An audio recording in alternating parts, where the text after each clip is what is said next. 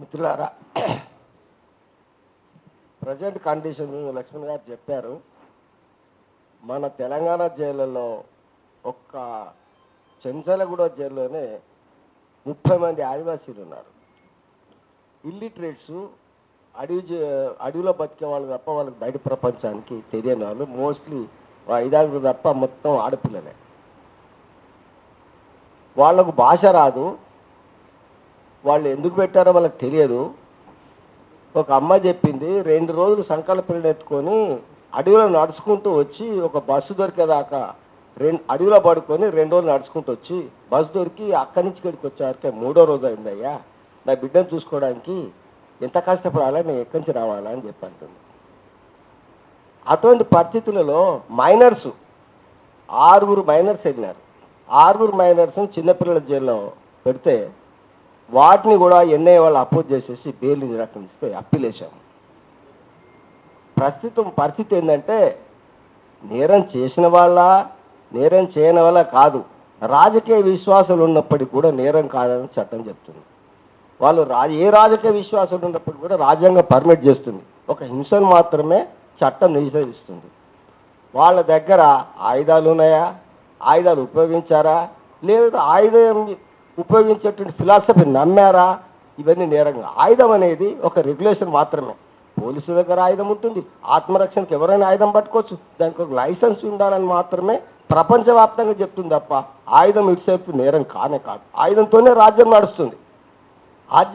ఈ ఆయుధం లేకపోతే ఈ చట్టాన్ని ఎవరు వింటారు? అందుకే వాళ్ళ దగ్గర అక్రమంగా ఆయుధాలు ఉన్నాయని ఒకవేళ కొందరి దగ్గర చూపించారు. ఒక ఆదివాసీ చెప్పాడు, ఏం చేసినా పోలీసు అడిగితే నేను ఏం చెప్పినయ్యా అంటే, ఆయనకు తెలుగు వచ్చు, బ్రోకెన్ తెలుగు. ఆయన ఏమంటాడంటే, అరే నువ్వేం చేసినవరా అంటే, అయ్యా బియ్యం ఇచ్చినా, అన్నలు వచ్చినారు బియ్యం ఇచ్చినా, ఇంట్లో పని నేను అడిగితే నీకేనా అన్నాడట.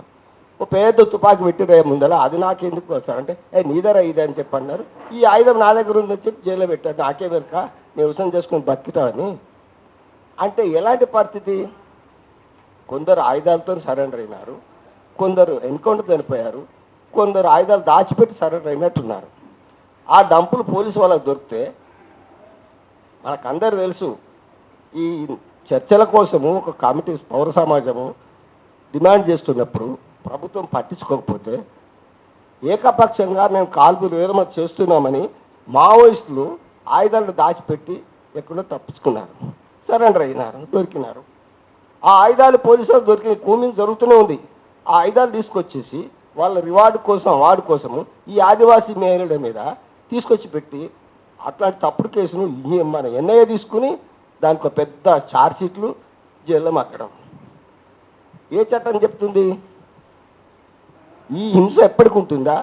ఈ ప్రభుత్వం ఏం చేసిందంటే, పాత చట్టాలు యూఏపీఏ కాంగా సేమ్ ప్రొవిజన్స్ అంతా పీనల్ కోడ్లో కొత్త చట్టంలో పెట్టినారు. దానిలో ఏం రాసినారు? ఇది కొత్త చట్టం పెట్టానా పాత యూఏపీఏ పెట్టానా అనేది లోకల్ ఎస్పీకి డిస్క్రిప్షన్ ఇచ్చినారు. అది ఏం లేదు, వీళ్ళు రివార్డు కోసం లోకల్ పోలీసులు పెట్టడం, ఎన్ఐఏ తీసుకోవడం. అంటే చట్టవిరుద్ధమైన కేసులు. ఫెడరల్ సిస్టమ్ ఒకటి ఉంది, ఈ రాష్ట్ర ప్రభుత్వానికి కేంద్ర ప్రభుత్వానికి విభజన ఉంది, ఎవరికి ఏ అధికారం లేని. అవేం లేవు. చట్టవిరుద్ధంగా అరెస్ట్ చేసి చట్టవిరుద్ధంగా జైల్లో పెట్టిన వాళ్లకు, భాష రాని వాళ్లకు నానా ఇబ్బందులు. వాళ్లకు పైసలనే తెలియదు ఆదివాసులకు. ఇక్కడ రావాలంటే ఎంత కష్టం. అటువంటి కేసుల్లో చిన్నపిల్లలకు కూడా బెయిల్ రాకుండా అక్కడ ఆంధ్రప్రదేశ్లో ఒక 50 వాళ్ళు కూడా ఇన్నోసెంట్స్ ఆదివాసీలు, వాళ్ళకి రాజకీయ విశ్వాసం ఉండొచ్చు. నేరాన్ని, హింసను మాత్రమే చట్టాన్ని నిషేధించింది తప్ప రాజకీయ విశ్వాసాలు కాదు. మన భారత రాజ్యాంగంలో కూడా ఎలాంటి విశ్వాసాలు కలిగి ఉండొచ్చు అని రాసుకున్నాం. ఆ ఉన్న రాజ్యాంగాన్ని అమలు చేయమని అడుగుతున్నాం మనం. ఇప్పుడు దేశవ్యాప్తంగా ఇలాంటి రాజకీయ విశ్వాసాలతో ఉన్న వాళ్ళు ఉన్నారు. ఒక ఉదాహరణ చెప్తాను. ఎలాంటి ఆధారం లేని ఒక కేసు ఒప్పుకున్నారు, నేను పలానా పార్టీ మెంబర్ను అని మేము లీడర్లందరూ పేరు చెప్పినారు, కేసు పెట్టినారు. దాంట్లో వేరే వేరే రాష్ట్రాలకు వెళ్ళి అరెస్ట్ అయిన మనుషులను తీసుకొచ్చి తీసుకుపోవడం. 16 సంవత్సరాల నుంచి ఉన్నటువంటి ఒక రాజకీయ ఖైదీ బెయిల్ వచ్చిన తర్వాత షూరిటీ పెట్టినాడు ఒకతను, హుస్సేన్ సాబ్. షూరిటీ పెట్టేసేస్తే, షూరిటీ పెట్టిన అతను జైల్లో పెట్టి 2 ఉపా కేసులు పెట్టేసేసి అతను రిలీజ్ కాకుండా చేస్తున్నారు. అసలు కేసే మోసపూరితమైంది. ఆయుధాలు లేవు అందులో, ఏ రాజకీయ ఏం లేదు. వాళ్ళు పోలీసు వాళ్ళ దగ్గర ఒప్పుకున్నారని, ఒప్పుకోవడం అనేది చట్టం చెల్లదని అందరికీ తెలుసు. పోలీసుల ముందర ఏదైనా ఒప్పుకున్నట్టుంటే అది విశ్వసించదగింది కాదు అని చట్టాలో రాసుకున్నారు. దానికి పెద్ద చరిత్ర నేపథ్యం కూడా ఉంది. ఎందుకంటే ఫ్యూడల్ సమాజాలలో భర్త దాన్ని దూషిస్తే ఎవడైనా ఏదైనా ఒప్పుకుంటాడు. కాబట్టి ఇప్పటికీ ఆ సమాజం మారలేదు. కాబట్టి టోటల్ ఏషియన్ కంట్రీస్లో బ్రిటిష్ ఇండియా నుంచి కూడా ఇప్పటిదాకా కూడా కన్ఫెషన్ అంటే ఈ ఒప్పుకోలు పోలీసులు చెప్పింది ఏదైతే ఉంటుందో అది నమ్మకూడదు అని చెప్పి ఎప్పటి నుంచో ఉన్నాయి.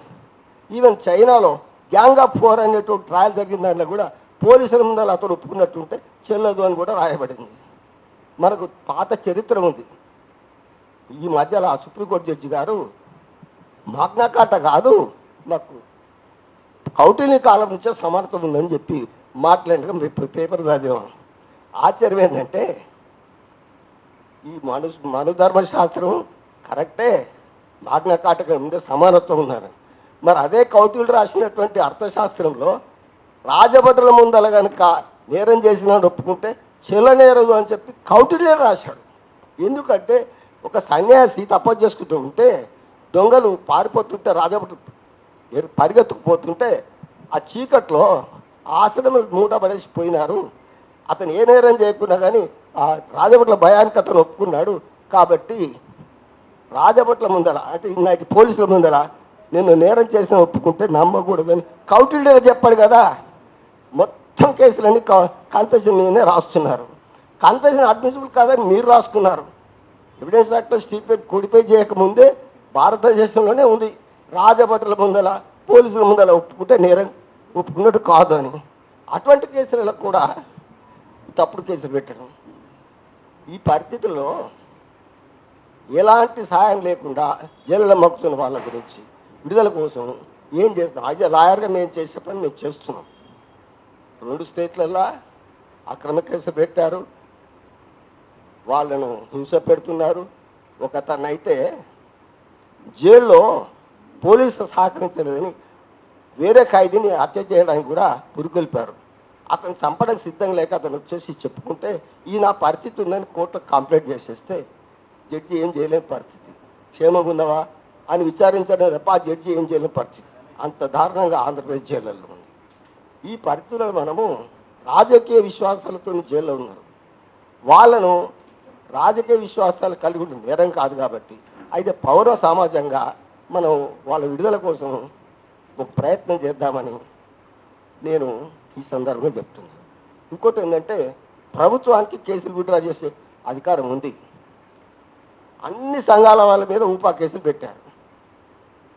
చెప్పుకోవద్దు కానీ లాయర్లను అందరం కేసులు. ఈ పరిస్థితుల్లో మెడ మీద కత్తి పెట్టినట్టు నువ్వు కేసు చేసేస్తున్నావా జాగ్రత్త అని మీద కేసు ఉంది. ఎప్పుడు లోపలిస్తారో తెలియని పరిస్థితులు లాయర్ల పరిస్థితి అట్లా ఉంది. కాబట్టి ఈ కేసులన్నీ విత్డ్రా చేయని చెప్పి ప్రభుత్వాన్ని డిమాండ్ చేయాలి. ఈ సందర్భంగా మనం అందరు కలిసి ఒక కార్యాచరణ రూపొందించుకోవాలని చెప్పి నేను మనవి చేసుకుంటున్నాను.